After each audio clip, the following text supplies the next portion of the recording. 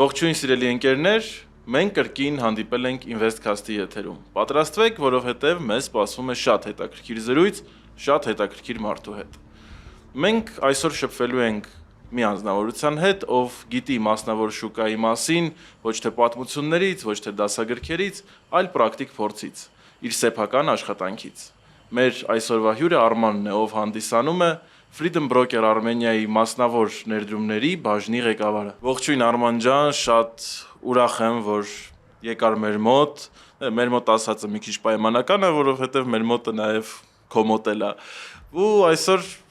ես շատ էի սպասում մեր հանդիպմանը, որովհետև շատ հետաքրքիր հարցեր կա, որ կուզենայի իրար հետ քննարկեինք, շատ հարցեր կա, որ հետաքրքիր են անձամբ ինձ ու համոզված եմ մեր դիտորդներին նույնպես։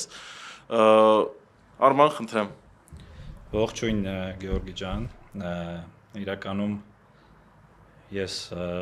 սենց թվում է թե ներսի մարդ եմ, բայց միշտ հետևում եմ այդ ամեն ինչին ու ինձ շատ հետաքրքիր է ու նաև շնորհակալություն Ռավերի համար, որովհետև իմ կարծիքով շատ լավ կառուցողական ու գեղեցիկ զրույց կունենանք այսօր։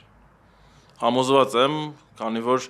մեր զրույցները միշտ անցնում են հետաքրքիր։ Պարզապես այս անգամ մենք դա անում ենք կամերայի առաջ։ Արման, մինչև սկսելը, մինչև քննարկենք խորքային ինչ-որ հարցեր, կուզենայի մի փոքր դու ինքդ պատմեիր քո անցած ճանապարհի մասին եւ մինչև Freedom Broker Armenia-ն եւ այն կետը, որտեղ գտնվում ես հիմա այսօր։ Ինչից ես սկսել եւ ինչպես ես հանդիպել Freedom Broker Armenia-ին։ Իրականում պատմությունը երկար է, որովհետև ամեն ինչ սկսվել է, կարելի է ասել 17 թվականին, երբ որ ես որոշեցի Հայաստան վերադառնալ։ Ավելի ճիշտ դա արդեն որոշված էր, ուղղակի ոնց որ այդ քայլը արեցի հենց 17 թվականին, երբ որ համալսարանս ավարտեցի Մոսկվայում ու դե բնականաբար ես մասնագիտությամբ ֆինանսիստ եմ, այսինքն շատ հեռու չեմ այս ոլորտից, արմատներով ասենց ասած, ու երբ որ վերադարձա Հայաստան, այդ ժամանակ իմ առաջնային խնդիրը ծառայելն էր հայկական բանակում, հետո ծառայությունից հետո անցա մասնավոր սեկտոր աշխատանքի ու կարող եմ ասել, որ մինչև Freedom գալս իմ ճանապարհը անցել է հենց հաճախորդների հետ աշխատանքի ոլորտում, այսպես կոչված բոլորը սիրում են ասել վաճառքի ոլորտ, հա, բայց դեպ քանի որ իմ համար վաճառքը դա տարերքա ու փիլիսոփայություն, ասենց ասած, ես անվանում եմ հաճախորդների հետ շփման ոլորտ, էլի, որովհետև շատ կարևոր է, թե ոնց ես ինչքան կառուցողական ես դու այդ ոլորտում, էլի, ասենց ասած։ Ու այնուհետև եկա Freedom, ինչի Freedom-ը ընտրեցի ու ինչի Freedom-ը ընտրեց ինձ, այդ ուրիշ հարց է, բայց ինչի ես ընտրեցի Freedom-ը, որովհետև իմ համար սկզբունքային է նաև թե ինչ արժեքներ է հետապնդում ընկերությունը, որտեղ դու աշխատում ես, որովհետև կարևոր է նաև այն ամեն ինչը, ինչը որ ներսում է կատարվում, քանի որ շատ ընկերություններ կան, որոնց, այսպես ասած, փաթեթավորումը շուկայում շատ լավն է, բայց ներսի,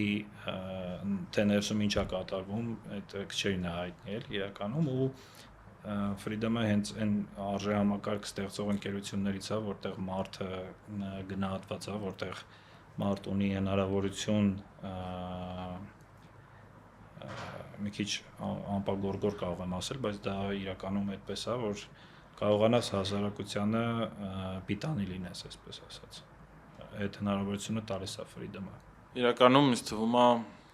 հասարակությանը պիտանի լինելը ոչ միայն Freedom-ի աշխատակիցների, ոչ միայն իմ, քո, այլ առհասարակ ամեն մարդու կարևոր միսիա է իրականում։ Ու կուզենայի գիտես ինչ հարցնել, դու հենց խոսացիր վաճառքներից, դու իրոք սիրում ես քո աշխատանքը ու անում ես դա հաճույքով, դա զգացվում է։ Բայց ես կուզենայի դու բնութագրեիր մեզ համար, որ մենք հասկանանք, դու զբաղվում ես վաճառքներով։ Ինձ թվում է հանդիպել ես այն կարծրատիպին, որ վաճառքի մենեջերներին չեն սիրում, ասում են իրանք խափում են, իրանք լիժբի ծախեն, իրանց պայմանական բոնուսը ստանան, հա, եւ այլն։ Ոչ միայն խոսքը չի գնում հենց Freedom Broker Armenia-ի վաճառքի թմի մասին, այլ առհասարակ վաճառքի մենեջերի նկատմամբ երբեմն լինում է ինչ-որ բացասական տրամադրվածություն, որովհետև ասում են մարդու նպատակը ի սկզբանե մեր վրա ինչ-որ մի բան վաճառելն է։ Իդեալական տարբերակում ամենաթանկ բանը վաճառելը։ Հիմա ես կուզենայի դու բացատրեիր իսկական մոտեցումը, վաճառքի մենեջերը, վաճառքի մասնագետը ինչ արժեհամակարգ պետք է ունենա որպես մարդ առաջին հերթին եւ երկրորդ հերթին որպես մասնագետ, որպիսի մարդը չունենա այդ տենց տպավորություն, երբ որ շփվում է վաճառքի մենեջերի հետ։ Իրականում հարցը շատ լավն է, խորն է, ասենց ասեմ, հա, որովհետեւ մտածելու տեղ է տալիս, բայց քանի որ ես այդ ամեն ինչի մասին իմ ողջ ուղու ընթացքում միշտ մտածել եմ ու մտածում եմ ու փորձում եմ այդ հարցերի պատասխանները գտնել, մի քիչ ինդիվիդուալ կպատասխանեմ, քանի որ դա խիստ իմ տեսանկյունից է, էլի այդ ամեն ինչը։ Դու նշեցի, օրինակ ասում ես, որ մարդիկ մտածում են ինչ-որ բան է վաճառում իրենց վրա։ Ի սկզբանե խնդիրը հենց դրա մեջ է։ Անկախ նրանից, թե դու ինչ ես վաճառում, բնականաբար իմ կարծիքով ցանկացած բան, ինչը որ վաճառվում է, ինքը ինչ-որ արժեք է իրանից ներկայացնում։ Շատ կարևոր է, երբ որ դու մարդուն արժեք ես տալիս։ Այսինքն ձեր հարաբերությունները որպես գնորդ եւ որպես վաճառող պետք է լինեն հիմնված հենց արժեքների վրա, որոնք ապահովելու են երկարատևություն այդ հարաբերություններին, իմ կարծիքով։ Ու շատ կարևոր է, երբ դու կարողանում ես ստեղծել մի հետաքրքիր մոտեցում մարդու այդ շփման մեջ, որ ինքը միշտ կվերադառնա քեզ մոտ, ինքը որտեղ որ նստած լինի ընկերների հետ ինչ-որ մի բան խոսան, որը կվերաբերվի քո ոլորտին, ինքը առաջինը քեզ կհիշի։ Այդ լոյալ հաճախորդի պորտֆելը ձևավորում է հենց վաճառողը, ասենց ասած, մարդ, ով որ կանգնած է ընկերության առաջնագծում, ասենց ասած։ Ինչը վերաբերվում է այն հարցին, թե որպես մարդկային տեսանկյունից, հա, եթե մենք դա դիտարկենք, ես իմ համար մոտեցումն հենց է, որ ամենակարևորը սկզբնական փուլում, երբ որ դու ճիշտ հասկանում ես մարդու կարիքները, նաև դրանից է կախված, թե ինչքան ինչ ֆորմատով է գնում այդ վաճառքի process-ը, ասենց ասած։ Բացատրեմ ինչի, որովհետև եթե մարդ ստեղ ու հիմա պետք է ինչ-որ մի բան վաճառի ինչ-որ մեկի վրա, այդտեղ այդ մեր նշված կարևորությունը, թե մարդը ինչ է իրականում ուզում, մի քիչ գնում է հետին պլան, որովհետև այդտեղ ամենակարևորը թե դու ինչ ես ուզում այդ բանին վաճառես, ինչքան է դա քեզ պետք վաճառել, էլի։ Դրա համար պետք է առաջնային թիրախավորել մարդուն, հասկանալ իր կարիքները, հասկանալ թե ինչի համար է ինքը ուզում դա ձեռք բերի։ Օրինակ կա հետաքրքիր ստատիստիկա, երբ մարդկանց եթե չեմ սխալվում, 60 կամ 70%-ը, երբ տնից դուրս են գալիս ու իրանք միտված գնում են ինչ-որ մի բան գնելու, երբ որ հասնում են առևտրի սրահ կլինի կամ ինչ-որ տեղ, որտեղ իրանք հանդիպում են այդ մարդու հետ, իրանք մտափոխվում են, որովհետև իրանք չգիտեն իրանց ինչն է պետք, էլի։ Ու ստեղ ես միշտ դա սիրում եմ կրկնել, օրինակ Հենրի Ֆորդը շատ հետաքրքիր խոսք ունի, ասում է, եթե մենք մարդկանց լսեինք, իրենք ավելի արագ ձի էին ուզելու։ Այդ հետաքրքիր արտահայտություն է, քանի որ մարդը երբեմն ինքն էլ չգիտի իրան ինչ է պետք, մինչև որ դու իրեն ուղղորդում ես այդ հարցում։ Իրականում շատ հետաքրքիր միտք ասեցիր, հենց թաքնված պահանջարկի հետ կապված, որովհետև իրոք հենց իմ օրինակով էլ կարող եմ ասել, որ շատ դեպքերում ինքս փորձում եմ հասկանալ, օրինակ ինձ ինչա պետք ու ունեմ ոչ թե մարդու կարիք, ով ամեն գնով ինչ-որ մի բան կվաճառի իմ վրա, այլ մարդու, ով ինձ կօգնի հասկանալ իրականում ինձ ինչա պետք։ Եթե ես գնացել եմ ներդրումային խորհրդատուի մոտ, եթե ես գնացել եմ խանութ ինչ-որ ապրանք ձեռք բերելու, արդեն իսկ ինչ-որ բան ուզում եմ հետևաբար անել։ Ու երբ որ ես հասկանամ, որ մարդը ինձ ռեալ օգնում է, ոչ թե ունի նպատակ, որ ես հնարավորինս շատ փող թողեմ այդտեղ, Այդ դեպքում իհարկե ես ավելի եմ բացվելու իր նկատմամբ։ Ու ըստ սրա կուզենայի արդեն իսկ հաջորդ հարցը տալ։ Պատկերացնենք sense օրինակ էքսպերիմենտ անենք։ Եթե դու շփվում ես ինչ-որ մարդու հետ, ով եկել է քո մոտ ու ունի քո խորհրդատվության կարիքը։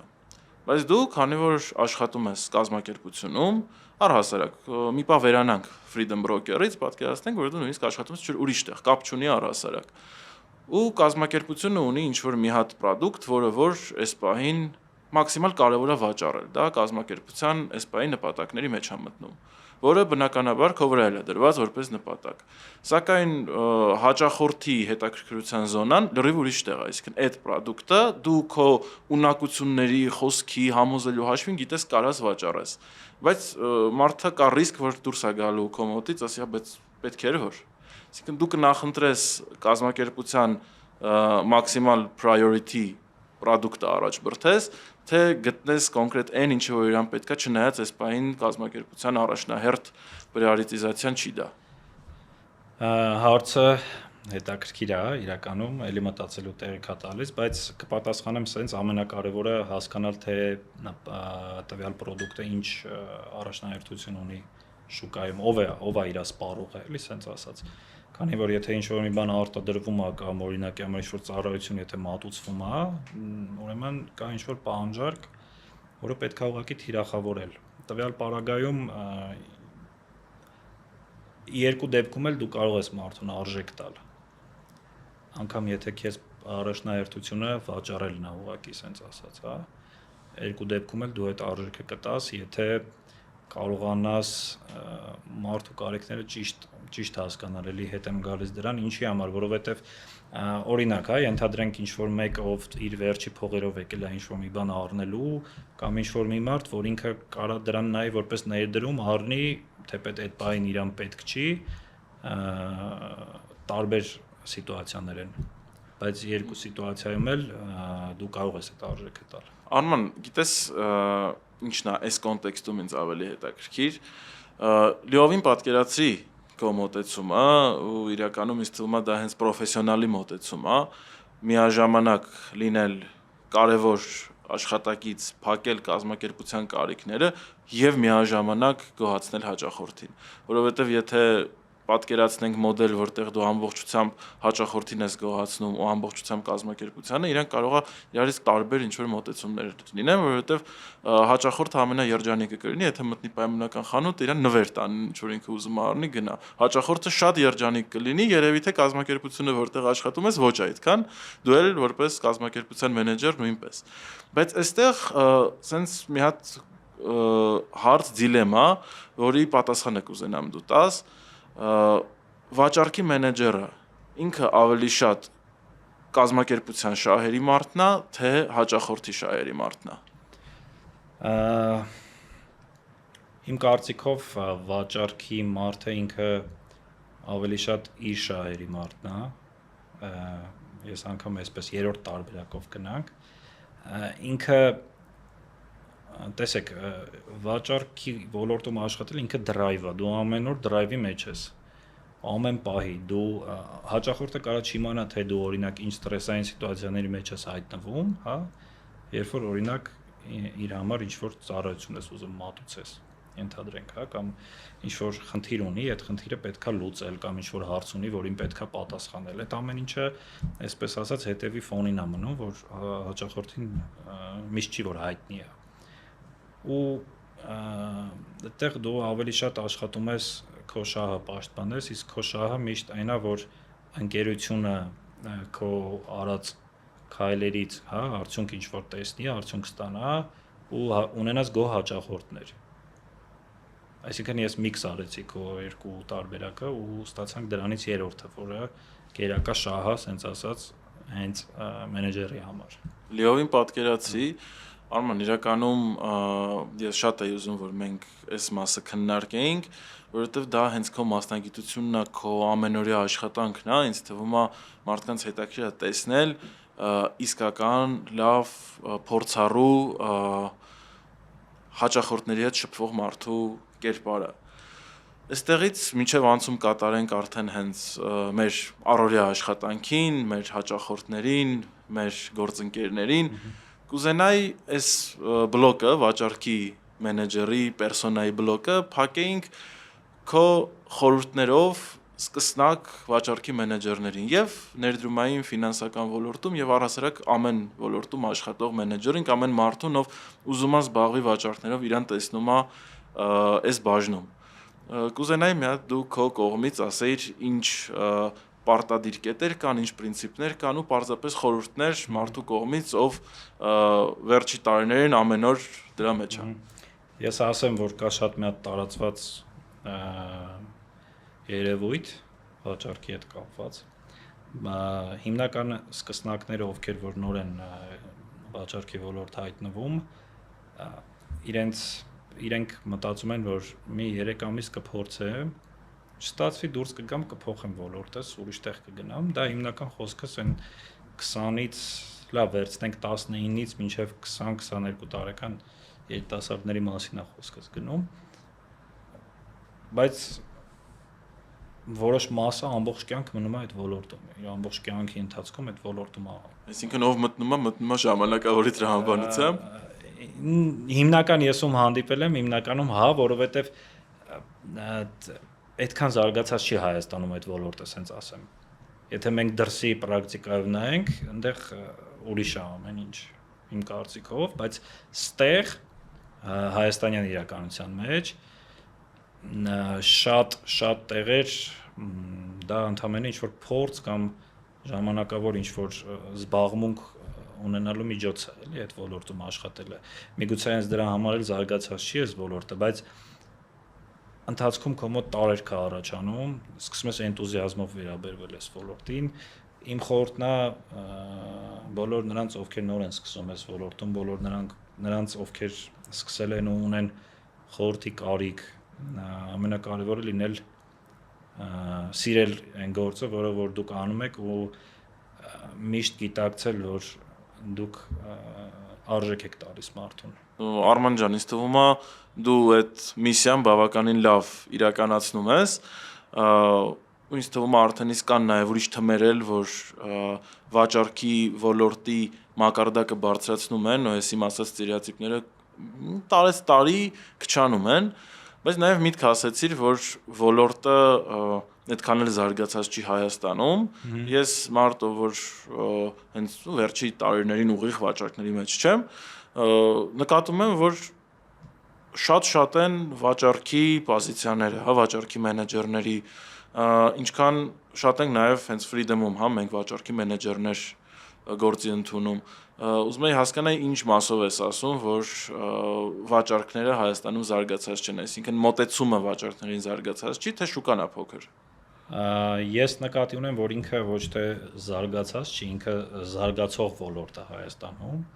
այսինքն ինքը ահագին տեղ ունի աճելու ու ընդհանուր առմամբ ես կարծում եմ, ստեղ ավելի կարծրատիպային մտածելակերպի հարց է, որովհետև եթե նայենք հայտարարություններ, երբեմն աչքովս ընկնում է, որ մարդկանց ինչ ձևով են ներգրավում որպես վաճառքի մենեջեր։ Վաճառքի մենեջեր արտահայտությունը շատ քիչ է օգտագործվում հայտարարություններում, որտեղ օրինակ ազատ ինչ որ հաստիկներ կան, հիմնականում գրում են ինչ որ վաճառքի պատասխանատու, այսինքն շուկայի զարգացման պատասխանատու, չէ՞։ Իրանք ոնց որ բարձրացնում են այդ position-ի level-ը անունով, sense ասած։ Բայց իրական գործը քո բուն գործը վաճառքն է, sense ասած։ Այդ դրանից պետքա չամաչել։ Այսինքն վաճառքի մենեջերը լինելը դա վատ գործ չի, հակառակը դա ոչ թե վատ գործ չի, ինքը լավ գործ է, sense ասած։ Արման ջան, իսկ ինձ թվում է հետաքրքիր կլինի իմանալ հենց ձեր բաժնի հիմնական գործառույթները, օրինակ մարդը, որ գալիս է ձեր մոտ, ինչ ակնկալի, ինչով եք դուք իրան լինելու օգտակար, ինչ ինքը կստանա ձեր բաժնի հետ աշխատելու արդյունքում։ Մասնավոր ներդրումների բաժինը զբաղվում է արդեն իսկ հաշիվ ունեցող հաճախորդների հետ տարվող աշխատանքներով, եւ մենք, քանի որ Freedom Broker Armenian տրամադրում է հասանելիություն աշխարհի գրեթե բոլոր ֆոնդային բորսաներին, մենք ապահովում ենք հաճախորդների հասանելիությունը, կապը եւ օգնում ենք խորհրդատվություն ենք տրամադրում, թե ինչպես գումարը ներդնել, ինչպես դիվերսիֆիկացնել, ինչ տարբերակներով կարելի է շարժվել ու այդ ամեն ինչը շատ թափանցիկ է, մենք հնարավորինս ճիշտ եւ արդյունավետ օգտագործում ենք մարդկանց հնարավորությունները, որպեսզի իրենք ստանան այդ այսպես կոչված պրոֆիտը ու դա մեզ մոտ բավականին լավ է ստացվում։ Այստեղ գիտես Արման, ինձ ինչն է հետաքրքիր, հիմնական արժեքը, որը որ հաճախորդը, մեր դեպքում ներդրողը ստանում է ձեր բաժնի հետ աշխատելիս, որովհետև իրականում երբ որ մենք խոսում էինք վաճառքների մասին ու երբ որ հիմա քննարկում ենք ձեր աշխատանքը, իմ պատկերացմամբ դա տարբերվում է դասական վաճառքներից։ Առաջնահերթ, որովհետև մենք հանդիսանում ենք միջնորդ կազմակերպություն արժեթղթերի շուկայի եւ ներդրողների միջև, եւ այստեղ մարդը ստանում է իր արժեքը ոչ միանգամից։ Օրինակ, եթե ես գնում եմ ավտոսալոն ու մեքենա եմ առնում, հենց դուրս եմ գալիս սալոնից, արդեն իմ նոր թանկանոց ավտոյի ռուլին նստած, կպնում եմ աբիվկային, կաշվից, ինձ միանգամից լավ եմ զգում, որովհետև ես փողը տվեցի, ցավոտ էր, փող եմ ծախսել, հոգեբանորեն միշտ էլ ինչ-որ ստրես է փող ծախսելը, առավել եւս մեծ փող ծախսելը, բայց ես հասկանում եմ ինչի համար եմ ծախսել։ Ես այդ իմ ծախսածը նույն արժեքի տեսքով տեսնում եմ, զգում եմ։ Հիմա երբ որ ես որպես ներդրող եմ սկսում աշխատել, ես ներդրում եմ կատարում, նույն օրինակ, չգիտեմ, $30,000 ավտոյի փոխարեն որոշել եմ $30,000 ներդրում անեմ։ Ես ներդրում արեցի ու հենց այդ պահին ոչ մի բան չեմ զգում, ոչ մի բան չեմ ստացել, ոչ մի բան չեմ զգացել։ Ու հենց այդ պատճառով ինձ թվում է, որ դասական մենեջերի աշխատանքը նույնիսկ ավելի հեշտ է, քան ֆինանսական խորհրդատուի աշխատանքը։ Այստեղ կուզենայի մի փոքր խոսեիր հենց դասական sales-ի ու հենց ձեր աշխատանքի տարբերության մեջ, որ ոնց է պետք մարդկանց բացատրել, ոնց մարդը պետք է հասկանա, որ ինքը միևնույն է արժեք ստանալու է կամ ստացել է արդեն։ Հարցը տրամաբանական է, Գեորգի ջան, ու հենց այդ քո օրինակի մեջ, որ նայենք, ավտոմեքենայի ավտոսրահի հետ կապված, այնտեղ նաև հնարավորություն կա test drive անելու, այսինքն նախքան քո ավտոմեքենան գնելը դու այդ էմոցիաները կարաս ապրես արդեն իսկ test drive-ի ժամանակ, իսկ մեր տարբերությունը ավելի շատ է ոլորտի հնարավորություններից ելնելով եւ այստեղ այո, հաճախորդը միանգամից կարա չզգա, բայց շատ կարեւոր է թիրախավորել, թե ինչ նպատակով է ինքը այդ ամեն ինչը անում, որովհետեւ ամեն դեպքում մեր ոլորտը ինքը կապված է ապագայի հետ, թե ինչքան է այդ ապագան, դա որոշում է հաճախորդը։ Օրինակի համար մարդը եթե ասում է ես 10 տարվա հեռանկարով եմ ուզում ներդրում իրականացնել, ինքը պետքա գիտակցի կամ եթե ինքը լրիվ լիովին չգիտակցում, դու հենց այդ քո խորհրդատվության միջոցով հասցնում ես մարդուն նրան, որ դա դու զգալու ես 10 տարի հետո կամ մի ամիս հետո կամ 1 տարի հետո։ Ամեն ինչ կախված է հենց այդ ժամանակահատվածից ու իր սպասելիքներից։ Ու ճիշտ խորհրդատվությունը հենց այդ անհրաժեշտությունը փակում է այդ բայն էմոցիա զգալու, էլի, ասենց ասած։ Այսինքն մարդ, երբ որ ձեր հետ շփվում է, ինքը պետք է հասկանա, որ ինքը արժեք է ստանում ոչ թե այսօր, այլ արժեք է ստանալու վաղը։ Այլ կերպ ասած, այնպես մի քիչ ռոմանտիկ կհնչի, բայց դուք ապագա եք փաստացի վաճառում մարդու վրա։ Իմ դեպքում վաճառելը, մեր դեպքում վաճառելը, հա, ասենց ասած, թողնենք այդ տերմինը, քանի որ մենք արժեք ենք տալիս մարդուն։ Ես հենց ամենասկզբից վաճառքի հետ կապված այդ շեշտեցի ու հենց արժեք, այո, այդ արժեքը ինքը ապագայում է տեսնելու։ Չէ՞ որ երբ որ դու ներդրում ես իրականացնում, ցանկացած բնակավարում, այսօր եթե վերցնենք, մարդը պատկերացումներով է ներդրում անում, ունեցած գիտելիքներով ու պատկերացումներով, այսինքն ինքը պատկերացնում է, թե հետո ինքը ինչ է ստանալու դրանից բխող ոնց որ այդ արդյունքը կամ հետևանքները։ Մեր ոլորտը ինքը քանի որ պատմականորեն, հա, վերցրած այն տնտեսության մեջ շատ կարևոր օղակ հանդիսացող ոլորտ է, ինքը միշտ դեպի զարգացումն է գնում ու այն մարդկանց, ովքեր որ այդ ոլորտին համահունչ համընթաց գնում են այդ ոլորտին, իրանք միշտ ապրում են այդ զարգացումը ու իրանք տեսնում են։ Իսկ մեր խնդիրը այն է զուտ, որ այդ ոլորտը ու այն մարդկանց, ովքեր որ ձգտում են դեպի այդ ոլորտ, կապել իրար եւ անել դա մաքսիմալ արդյունավետ։ Լիովին պատկերացրեցի Արման ջան, ու ուզում եմ մի հատ այսենց կրկին էքսպերիմենտ անենք։ Ինչպես գիտես, ինչպես նաև հնարավոր է գիտեն մեր դիտորդները, ներդրում անելիս օրինակ ոսկու մեջ, հա, հնարավոր է դա անել ֆիզիկապես։ Կարան գնանք ոսկե սլիտը կառնենք, հա, ձուլակտոր առնենք ու պահենք տունը սեյֆում, պահենք բանկային արկղում, ու կարանք անենք ավելի թվային, ավելի զարգացած եղանակով, կարող ենք ձեռք բերել ոսկու ֆոնդի ակցիաներ ու փաստացի մեր ակցիաները կտատանվեն նույն տոկոսով, ինչ հենց ֆիզիկական ոսկին, որը կունենայինք տունը։ Բնականաբար Հայաստանում տրադիցիոն մեխանիզմները ավելի զարգացած են։ Մենք իհարկե զարգացնում ենք այլընտրանքային ներդրումային գործիքները, սակայն միևնույն է, այս պահին դեռ մեր ոդկասթը անելու պահին այնպես չէ, որ երբ որ ասես ներդրում անել ոսկու մեջ, մարդը միանգամից կմտածի ոսկու ETF ֆոնդի մասին, չէ, կմտածի ֆիզիկական ոսկու մասին։ Հիմա արի պատկերացնենք, որ ես մարդ եմ, ով ուզում է ոսկու մեջ ներդրում անի, կամ արդեն ունի փորձ, ու ես պետքա հասկանամ տարբերությունը, թե ինչի ես պետքա թվային կերպով ներդրում անեմ, ոչ թե ֆիզիկապես ոսկի առնեմ, որովհետև այստեղ հենց այդ հոգեբանական հարցը ինձ թվում է ծագում է։ Եթե ես առնում եմ ոսկի ու այդ ձուլակտորը ֆիզիկապես կարամ տեսնեմ, զգամ, շոյեմ, ինչու ոչ համբուրեմ, հա, մարդիկ կան նման ֆետիշներ էլ ունեն ոսկու հետ կապված։ Օրինակ ոնց ես դու ինձ բացատրելու, որ դա իրականում այն արժեքը իրանից չի ներկայացնում, որը որ ես պատկերացնում եմ, հա, օրինակ պարտադիր չի ոսկին ամեն երեկո նայել, հետը շփվել, կարելի է պարզապես ունենալ բրոկերային հաշվում։ Ես քո հարցին կպատասխանեմ երկու ֆակտորով, որոնք ավելի հասանելի կլինեն հասարակության համար, հա, պատկերացման տեսանկյունից։ Դե առաջինը իրականում տարական բան եմ ասում, բայց շատ կարևոր բան է, երբ որ մարդը ռիսկը զրոացնում է կորցնելու այդ ոսկը։ Չէ՞ որ դու ձուլակտորը երբ որ գնում ֆիզիկապես իրան վերցնում ես, հա, բանկից օրինակի համար կամ ինչ-որ տեղից ու տանում ես տուն կամ այն տեղը որտեղ որ դու պահում ես, դա կարաս կորցնես, դա կարան գողանան, չէ՞, կամ մոռանաս ուր ես դրել, որովհետև դրանք շատ են քո մոտ։ Կամ երկրորդ ֆակտորը դա այն է, որ դու հետո վաճառելուց ժամանակ ես կորցնում, չէ՞։ Ասենք կամ իր գնի տատանման հետ կապված դու չես հասցնում կամ չես հասկանում որ պահին, բա հիմա կարող եմ 3 րոպե հետո կամ չգիտեմ վաղը տանեմ կամ պետքա հասնես բանկ ֆիզիկապես, չէ՞, ժամանակը։ Իսկ դու ես բրոկերային հաշվի շնորհիվ խնայում ես այդ ժամանակը։ Այսինքն դու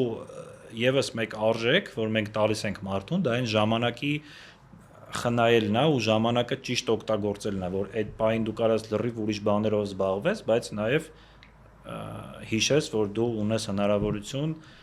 քո ապագան կերտելու, հա, այս պահին ինչ որ հետաքրքիր գործարքներ անելու։ Շատ ճիշտ նկատառումներ արեցիր իմ պատկերացման, որովհետև ես էլ լրիվ նույն կարծիքը ունեմ։ Այստեղ կուզենայի միայն հավելել, որ եթե մենք օրինակ եթե ոսկին չքննարկենք, այլ ինչ որ ուրիշ ակտիվներ, որոնք շատ են արժեթղթերի շուկայում, օրինակ պղինձը, որը պակաս հետաքրքիր չի ու հաճել է վերջի տարիներին ոսկուց նույնիսկ ավելի շատ։ Նավթը, որը շատ հետաքրքիր ներդրումային ակտիվ է, շատ ուժեղ փոխկապակցված գեոպոլիտիկ նորություններից։ Հիմա եթե $100,000 ոսկի ենք ուզում առնենք, երևի թե ֆիզիկապես տունը հնարավոր է տեղավորել։ Իսկ $100,000 պղինձը կամ նավթը ինչ որ միտեղ տեղավորելը ինձ թվում է արդեն շատ լուրջ խնդիր է դառնալու։ Ես վստահ եմ, որ կան մարդիկ, ովքեր կարան տեղավորեն այդ իրենց տանը, ունեն այդ հնարավորություն ու տարածությունը, բայց ամեն դեպքում նպատակահարմար չի։ Ավելի լավ է բրոկերային հաշվի վրա, որ ինքը շատ պուճուր է երևալու էլի, բայց իրանից շատ մեծ արժեք է ներկայացնելու։ Արի նաև խոսենք մեր ներդրողներից, մեր հաճախորդներից, ինձ թվում է բավականին հետաքրքիր կլինի լսել, թե ովքեր են մեր հաճախորդները, այսինքն եթե քննարկենք ինչ-որ ներդրողի պրոֆիլ, հա, այսինքն ինչ-որ տարիքային սեգմենտ, ավելի շատ կանայք, ավելի շատ տղամարդիկ եւ ինչ կարիքներով են այդ մարդիկ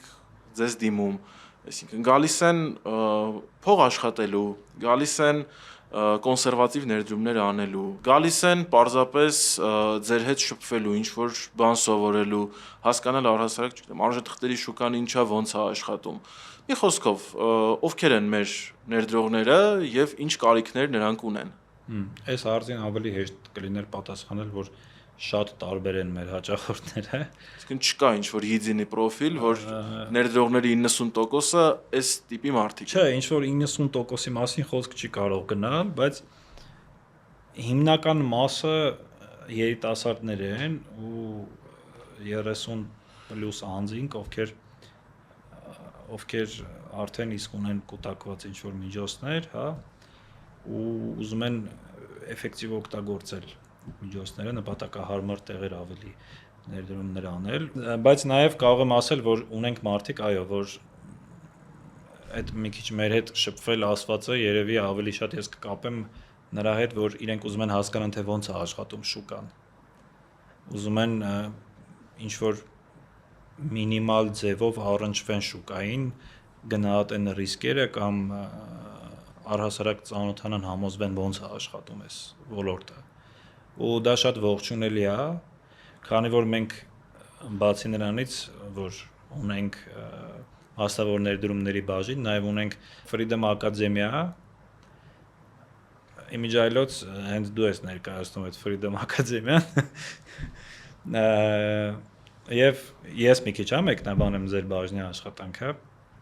որը որ հենց մարդկանց կրթում է, հենց այդ հասարակության, հենց այդ զանգվածին, ովքեր որ ուզում են հասկանան ոնց է աշխատում այս ամեն ինչը, իրանց են ուղղորդում ու շատ լավ է իրանց մոտ ստացվում, ձեզ մոտ, այսինքն, ու հենց բանը կայանում է նրանում, որ մենք այդքան բաց ու թափանցիկ ենք մեր հաճախորդների հետ, նրանք ովքեր օգնության կարիք ունեն օգնում ենք, իսկ նրանք ովքեր որ արդեն իսկ ստացել են այդ օգնությունը, ունեն որոշակի գիտելիքներ, որոշակի պատկերացումներ, իրանց ուղղակի ճիշտ ուղղորդում ենք այս ամեն ինչի մեջ։ Քանի որ ակադեմիայի գործունեության շատ գեղեցիկ ինտեգրացիա արեցիր, այստեղ կուզենայի մի փոքր մանրամասնել, որպես նաև ինչ որտեղ մեր գործունեության շահառու, ինչպես է փոխվել ներդրողի վարքագիծը, նրա լեքսիկոնը, ներդրումների հանդեպ մոտեցումները, քո աշխատանքի ընթացքում եւ մասնավորապես ակադեմիայի աշխատանքի արդյունքում։ Իմ կարծիքով, եթե մենք վերլուծում ենք վերջին 1 տարին, հա, վերցնենք, որ ավելի հասկանալի ժամանակահատված լինի, հա, իմ կարծիքով մեր համատեղ ձեռքբերումը, մեր եւ ձեր, հա, բաժինների համատեղ ձեռքբերումը այնա, որ մարդիկ մեծամասնությունը մարդկանց արդեն մինիմալ գիտելիքներ, պատկերացումներ ունի այս ոլորտից։ Դա շատ կարևոր բան է։ Իրականում մենք սենց անընդհատ նշում ենք, հա, այդ ոլորտի նյուանսները, ոլորտի առանձնահատկությունը եւ այլն, բայց դա գալիս է միայն փորձից, մարդու փորձից, դա կարա մարդուն տա կրթվելու փորձը կամ պրակտիկան։ Բայց ամենաճիշտ տարբերակը դա երբ որ դու երկուսն էլ օգտագործում ես ու սենց իրանք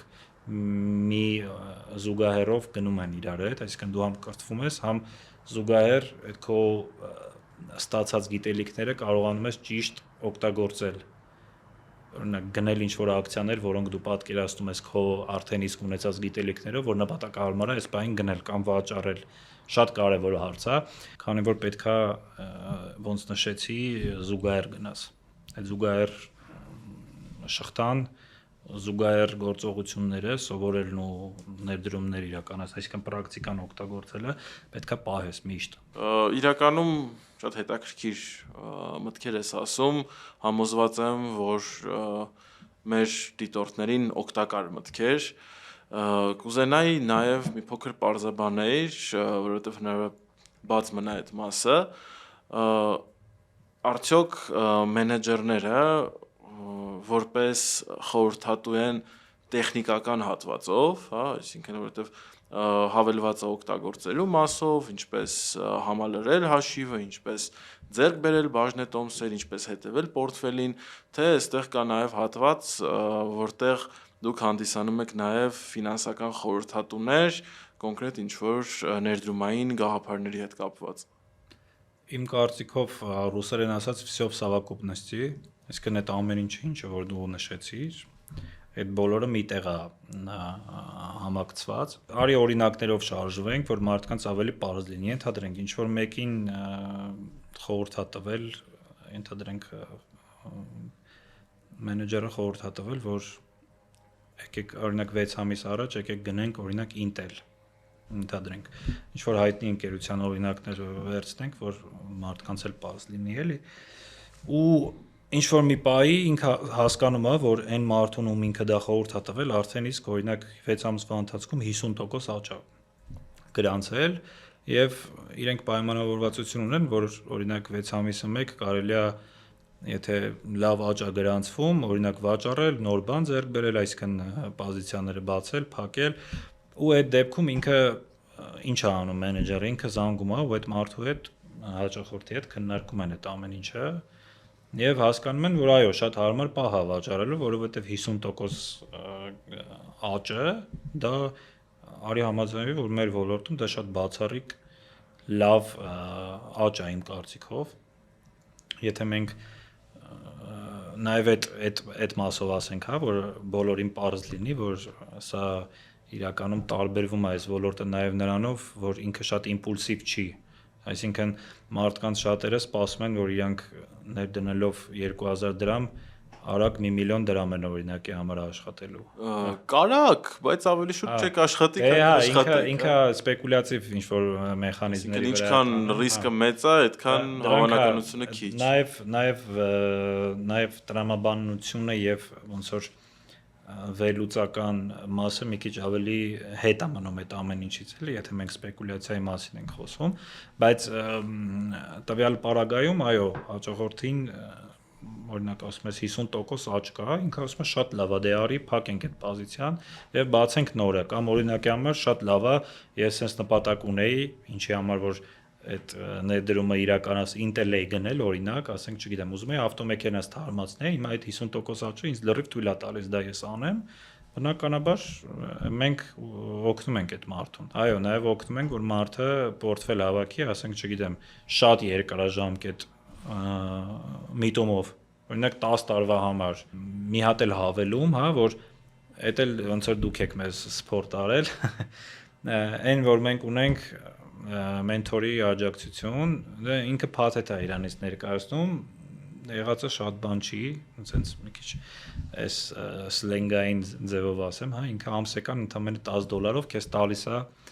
ինվեստ գաղափարներ, թե որտեղ կարելի է այդ բանը, որտեղ է նպատակահարմար ներդրում իրականացնել։ Օրինակ կարող է այդ բային մեր մենթորի փաթեթը, հա, օրինակ առաջարկում է, որ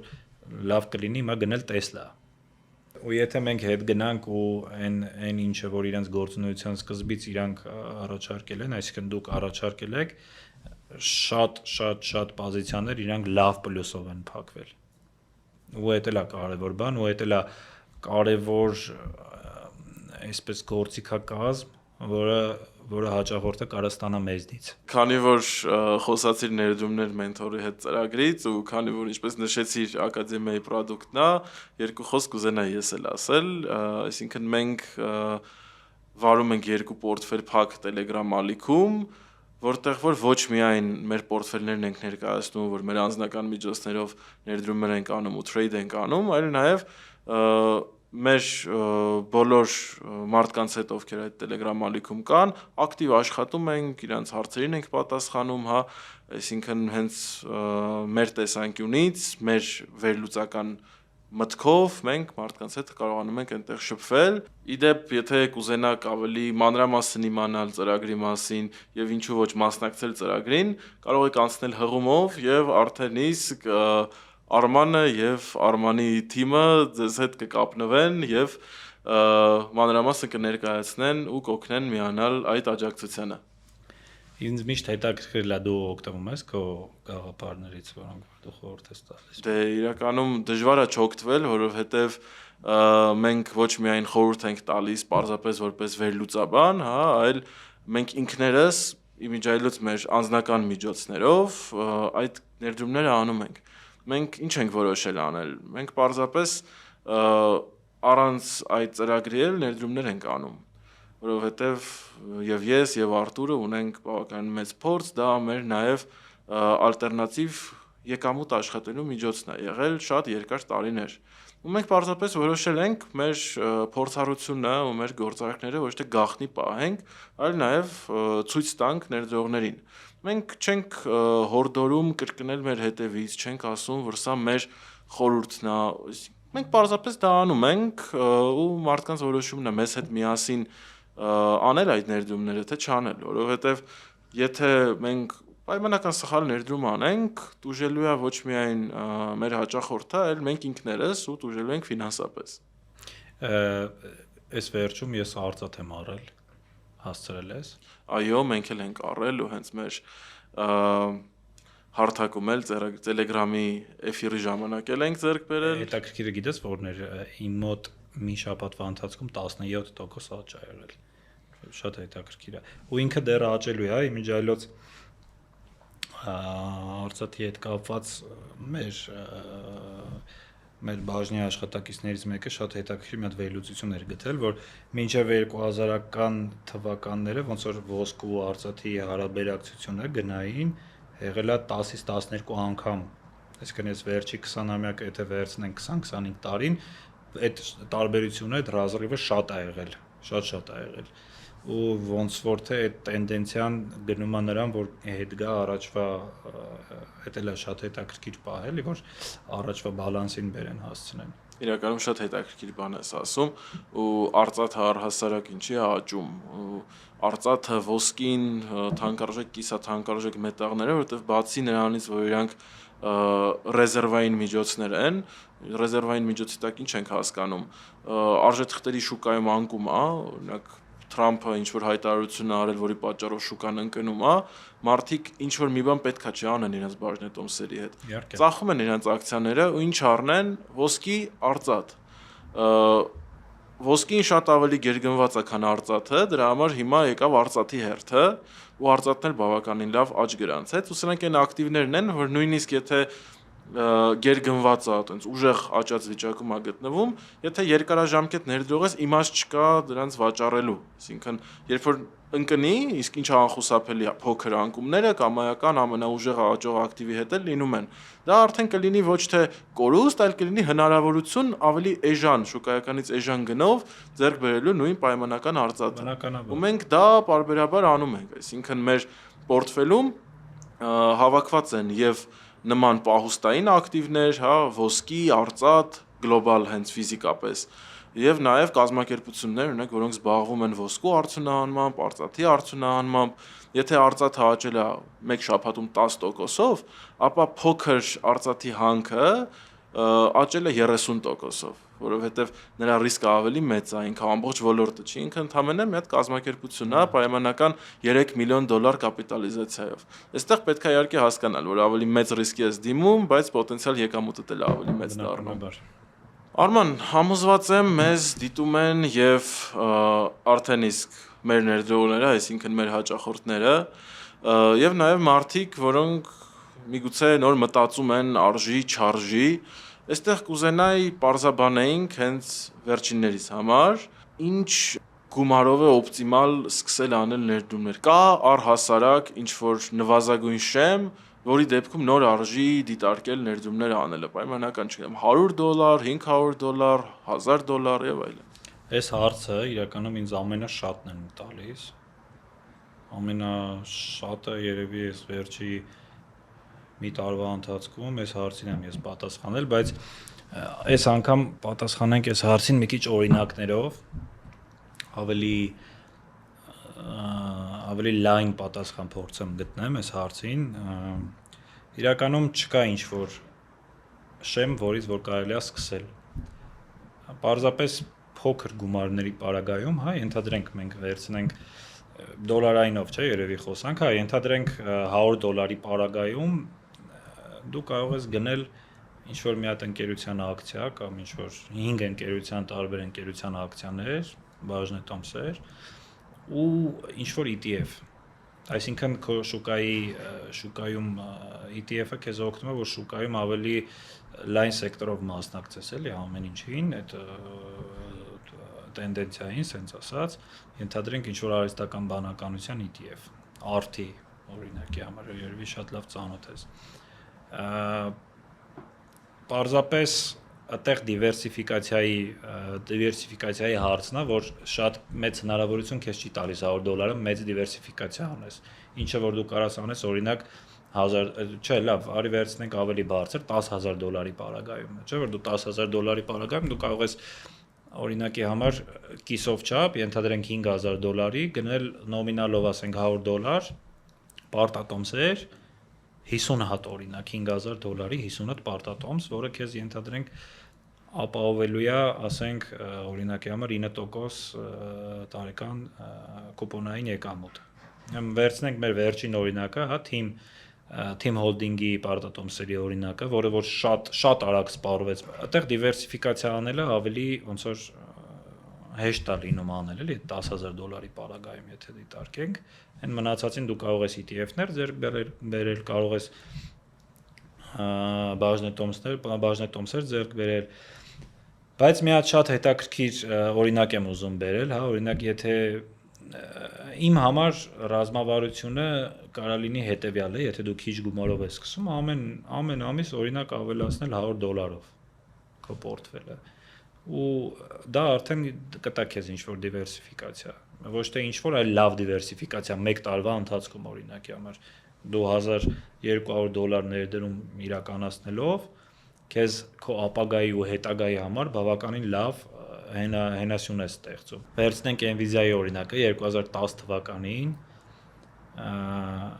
երբ որ դու այդ ժամանակ ներդրում անեիր Nvidia-ի մեջ, այսինքն գնայիր բաժնետոմս $1,000 օրինակի համար։ Ու եղել են տենց մարդիկ շատ են եղել, ավելի շատ գումարներով էլ են ներդրում իրականացրել։ Այդ ժամանակ, եթե չեմ սխալվում, ինքը $0.35 է եղել արժեքը, այսինքն 35 սենտ, ու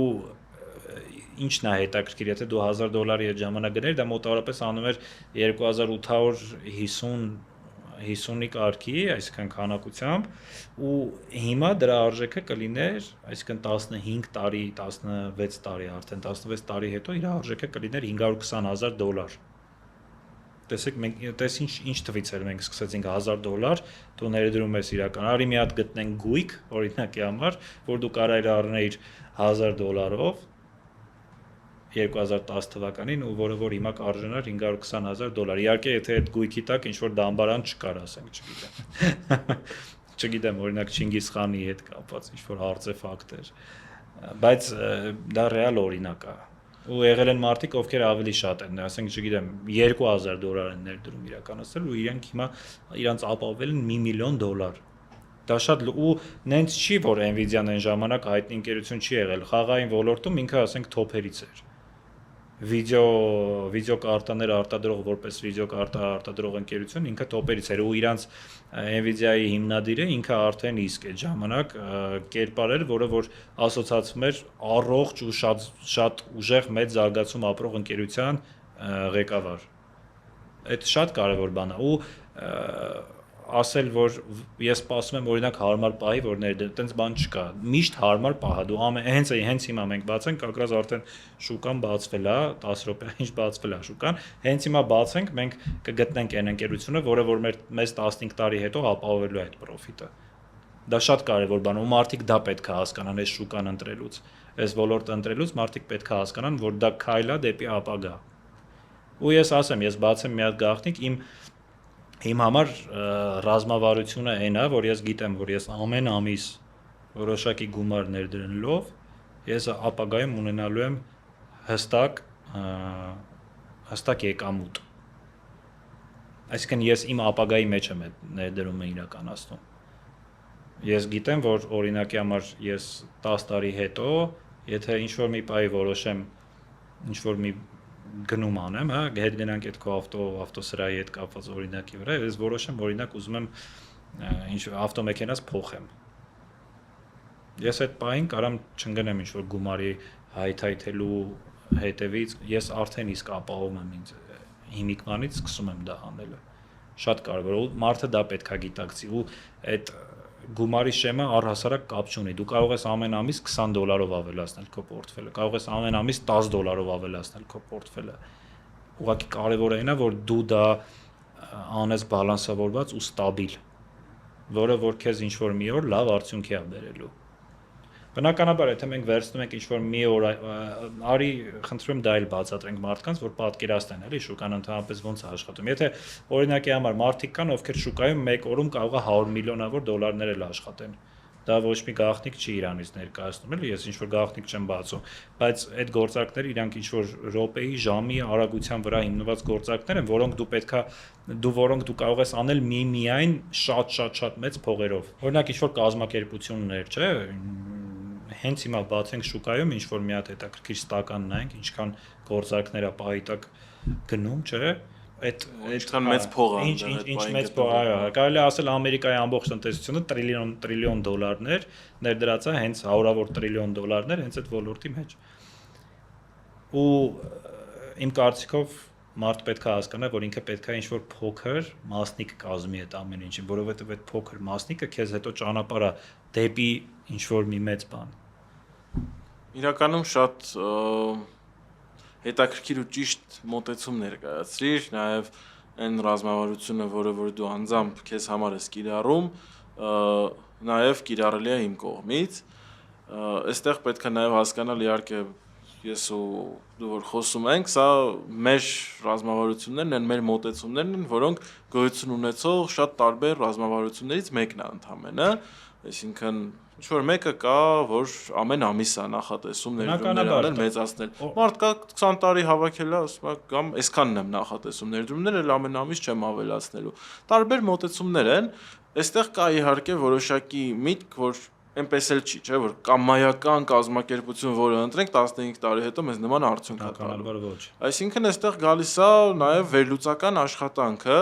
իհարկե կան հենց կազմակերպություններ, որոնք որ մեծ են, հայտնի են ու հնարավոր է իրանց հետ տենց աշխատել, եթե որոշենք աշխատենք շատ ռիսկային, շատ փոքր կազմակերպությունների հետ, հնարավոր է արդեն այդ գումարը 15-16 տարվա կտրվածքով ոչ թե $500,000 լիներ, այլ 5 միլիոն կամ 5 միլիարդ լիներ, բայց այստեղ արդեն մի քիչ ֆանտազիայի մեջ ենք ընկնում, որովհետև արդեն շատ մեծ ռիսկ ենք վերցնելու մեր վրա։ Իրականում շատ հետաքրքիր բան ես ասում ու կներես, ես մի քիչ մեկնաբանեմ այդ մասով։ Ամեն ինչ կախված է նրանից, թե մարդ ինչքան է հակված սպեկուլյացիաների։ Եթե օրինակի համար մարդ հակված է նրան, որ ինքը շատ ռիսկային գործիքակազմ է ընտրում, ինքը հավանաբար պատրաստ է հրաժարվել այն գումարից, որը որ ինքը ներդնում է։ Արի sense բակագծերը բաց խոսանք, էլի, որ պարզ լինի մարդկանց ավելի։ Օրինակ, եթե մարդ $1000 ինքը պատկերացնում է, որ պետք է ներդնի ռիսկային գործիքակազմի մեջ, ինքը նաև պատկերացնում է, որ կարա կորցնի այդ գործիքը։ Ու մենք էլ ենք իրան այդ բացատրում, չէ՞։ Մենք իրան ասում ենք, եղբայր, օրինակ, շատ լավ, եթե դու ուզում ես, եթե դու ուզում ես ներդրում իրականացնել հենց այդ, ասենք, գնել այդ ընկերության տվյալ ընկերության բաժնետոմսերը, օրինակի համար, խնդիր չկա, դա քո որոշումն է, դա քո գիտակից որոշումն է, բայց դու նաև պետք է հաշվի առնես, ինչ ռիսկեր է ինքը իր մեջ պարունակում։ Բայց մարդը ասում է, օքեյ է, ինձ եկեք փորձենք։ Ու այդտեղ կա նաև մեդալի հակառակ կողմը, որ ինքը հետո ունենում է այդ պրոֆիտը, չէ՞, այդ եկամուտը ինքը ստանում է։ Էդ էլ սենց ասեմ, դա հենց մեդալի հակառակ կողմերի մասին ենք մենք խոսում, էլի։ Նույն օրինակի վրա։ Այսինքն մարդ, որ ինքը սպասումներով գալիս է ու ինքը գիտի, որ շուկան հենց տենց է աշխատում, որ $1000 դրեցիր դու $1 միլիոն ես աշխատել, ու մարդ, ով գիտի, որ դա ռիսկային է ու ինքը պատրաստ է այդ $1000 կորցնել հանուն են գաղափարի, որ ինքը կարա այդ $1 միլիոն աշխատի, դրանք տարբեր մարդիկ են, տարբեր սպասումներ են, իրանց հետ պետքա դու կարողանաս այդ ինդիվիդուալ ճիշտ ձևով աշխատել, պետքա մարդը հասկանա ու հիմնական խնդիրը հենց դրանում է շուկայի, այսինքն մեր Հայաստանի շուկայի խնդիրը հենց դրա մեջ է կայանում, որ մարդիկ մտածում են, որ ամբողջը այդտեղ սպեկուլյացիա է։ Այսինքն չկա տրամաբանություն, մենք ուղղակի ներդրում ենք իրականացնում այն նրա մեջ, ինչը չկա։ Սենց մեկնաբանենք, հա, բայց շատ կարևոր է տարանջատել այդ ամեն ինչը։ Եթե դու Էլ եմ ասում, ես ընդամենը դու շատ ճիշտ նշեցի, ես ընդամենը իմ ռազմավարությունն եմ ասում։ Բնականաբար ես ունեմ նաև ռիսկային գործարքներ, որոնք անում եմ, բայց ես հասկանում եմ, որ դա այն գումարն է, որով որ ես պատրաստ եմ այդ ռիսկը ին վրա վերցնել։ Դա չպետք է լինի քո վերջի գումարը ու դու այդ վերջի գումարով ինչ-որ ռիսկային գործարք անես։ Վերջի գումարով դու կարող ես անել միմիայն հստակ ինստրումենտներով, հստակ գործիքակազմով գործարքներ, որոնք որ մենք ունենք ու տրամադրում ենք։ Իրականում Արման, մենք շատ հետաքրքիր օրինակներ քննարկեցինք, նույն մասնավորապես Nvidia-ի օրինակը, հա, որ հնարավոր է գտնել կազմակերպություններ, որոնք տասնամյակի կամ տասնամյակների կտրվածքով պետքա ցույց տան շատ լուրջ աճ ու փաստացի 2 կոպեկից վերածվեն բավականին զգալի կապիտալի։ Այստեղ ինձ թվում է շատ կարևոր է նաև վերլուծական աշխատանքը ու այն թիմի աշխատանքը, ով կարողանում է հազարավոր կազմակերպությունների մեջից առանձնացնի նման պոտենցիալ ունեցողները ու որ նրանք եթե ոչ ամբողջությամբ, ապա մեծամասնությունը նման աճ ունենան։ Հենց այդ պատճառով ուզում եմ մի քիչ պատմես թիմի մասին։ Ովքեր են այդ մարդիկ, ինչ մոտեցումներով են աշխատում ու ինչի է իրանց մոտ դա ստացվում։ Իսկ այն որ դա ստացվում է, մենք արդեն իսկ դրանում համոզվել ենք մեր համատեղ աշխատանքով։ Հետաքրքիր է նա, որ մեր թիմը բաղկացած է նենց մարդկանցից, ովքեր արժեքներով շատ նման են իրար։ Արժեքներով ու հետապնդող ինչ արժեքներ, որ հետապնդում են, այդ արժեքներով են իրենք շատ նման իրար։ Ու բնականաբար ես քանի որ շատ ֆուտբոլասեր եմ, իմ մեր բաժնի բոլոր արական սերերի ներկայացուցիչները շատ ֆուտբոլասեր են։ Մեր մոտ այն ժամանակ, երբ որ ինչ որ ազատ պահ է լինում, անընդհատ այդ ֆուտբոլային բրիֆինգներն են գնում։ Օրինակ, իրենք բոլորը իրենց հաճախորդների համար մտածող մարդիկ են։ Հաճախորդների տեղ, հաճախորդների համար, հաճախորդների իշահ հաճախորդների ու դա շատ կարևոր է։ Մանավանդ մեր ոլորտում, երբ դու պետքա մարդուն ինչ որ արդյունքի բերես, հա, մարդուն ներդրածը պետքա բերես լավ արդյունքի, հենց դա է այդ շարժիչ ուժը, որ մենք կարողանում ենք բալանսավորենք գործը լավ ջերմ աշխատանքային մթնոլորտ ու կոլեկտիվ ունենալու հետ էլի։ Արման ջան, իրականում ուզում եմ շնորհակալություն հայտնեմ քեզ, շատ հետաքրքիր զրույց է մեր մոտ ստացվում ու երևի թե կամաց եզրափակվենք, բայց մինչև ավարտելը պատրաստել եմ մի քանի հարցեր, որոնք քեզ խնդրելու եմ առանց մտածել, sense արագ դրայվ պատասխաններ տաս, որպեսզի մենք կարողանանք պատկերացում կազմել քո անձի մասին ու քո կատարած աշխատանքի մասին։ Եթե դեմ չես, խնդիր չկա։ Դե ինչ, առաջին հարցը։ Առավոտը սկսում ես սուրճով, թե Excel-ով։ Ես վերջերս սպորտզալով։ Ամենաշատ օգտագործած բառը օրվա ընթացքում։ Ներդրում, վաճառք, թե մի րոպե։ Այդ երեքից պետք է ընտրեմ մի րոպե։ Ինչն է քեզ ամենաշատը մոտիվացնում։ Մրցակցությունը, արդյունքը, թե թիմը։ Թիմի մեջ առողջ հարաբերությունները։ Եթե Freedom-ը մարդ լիներ, ինչպիսին կլիներ։ Լավ հարց է։ Երևի էլեգանտ ինչ որ լավ արդեն հասուն տարիքի տղամարդ, Հարուստ, չէ։ հա, հարուստ ու ումից կարող ես լիքը բան սովորել։ Սովորում ես ավելի արագ փորձից, թե սխալներից։ Իմ կարծիքով փորձը իր մեջ նաև սխալներ է ներառում, երկուսը մեկում։ Առաջի բանը ինչ ես անում, երբ շուկան ընկնում է։ Կա տարբերակներ։ Չէ, ես իրականում օգտվում եմ զանգընկերոջ հնարավորությունից, այսինքն զանգում եմ Տրամպին։ Պաստորեն Տրամպի հետ ընկերներ եք։ Իմ պատկերացմամբ այո, ինքը չգիտեմ ոնց է դա մեկնաբան։ Դե Տրամպի ընկերը լինել ինչ որտեղ նշանակում է շուկայական անկումների մասին իմանալ ավելի շուտ, քան մնացած բոլորը, ինձ թվում է։ Ենթադրենք։ Եթե շուկան լիներ կենթանի, ինչ կենթանի կլիներ։ Իմ կարծիքով կլիներ արծիվ։ Այսպես բլից վարիանտ է հարցերի, բայց կուզենամ ճշգրտեմ, ինչի արծիվ։ Դե որովհետև հերուն շատ լավ է տեսնում արծիվը, իսկ ինքը իմ կարծիքով շուկան հերանեկար ունեցող երևույթ է, ասենց ասեմ։ Քո կյանքի ամենամեծ ֆինանսական դասը մի նախադասությամբ։ Երևի էմոցիոնալ չլինելը, ավելի ճիշտ էմոցիաների բացակայությունը։ Եթե հարցը ֆինանսների մասին է գնում, էլի, հույզերի բացակայությունը կասի։ Պատկերացնենք հակառակ։ Եթե մի օրով դառնաս հաճախորդ, որը կլինի քո պլանը։ Բացել հաշիվ Freedom Broker Armenia ընկերությունը։ Բրոքեր լինելը քեզ սովորացրել է շարունակի։ Լինել ավելի պրագմատիկ։ Ինչն է քեզ ամենաշատը զարմացրել հաճախորդների մոտ։ Զարմացրել, երևի շտապողականությունը, Freedom-ի ամենահիշարժան պահը։ կորպորատիվները։ Բոլորինս։ Հիշարժան երևի սկզբի մասը։ Այնուհետև հիշարժանությունը կորում է։ Հիշարժանությունը արդեն Երրորդ շշից հետո հիշարժանությունը կորավ։ Ոնց որ մեր հայոց պատմության պարագայում ուրիշ աղբյուրներից վերցրած ինֆորմացիաներով, էլի։ Ինչ ես անում, երբ ուզում ես անջատվել, կտրվել։ Երաժշտություն եմ լսում։ Կուզեի ասել, որ գիրք եմ կարդում, բայց վերջի ժամանակահատվածում անկեղծ շատ եզակի գործողություն է, որ ես ինձ կարողանում եմ թույլ տալ։ Ինչ բառով կբնութագրեիր 2025 թվականը։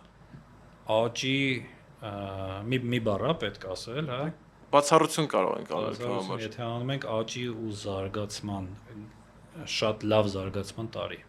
Եվ ամենավերջին բլից հարցը, որով եւ կեզրափակենք մեր այսօրվա հանդիպումը, քեզ լսում են մեր ներդրողները։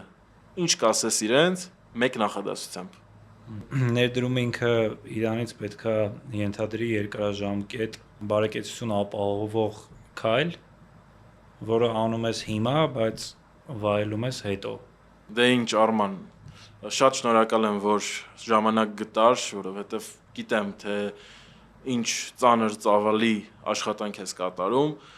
եւ իրոք գնահատում եմ այն, որ կարողացանք ժամանակ գտնել եւ նման հանդիպում անցկացնել, շփվել։ Դե ինչ ընկերներ, այսքանով ավարտվեց մեր հերթական Investcast-ը եւ մեր հյուրը Արմանն էր։ Իսկ դուք բաժանորդագրվեք մեր ալիքին, որպեսզի բաց չթողնեք մեր մյուս շատ հետաքրքիր հյուրերին։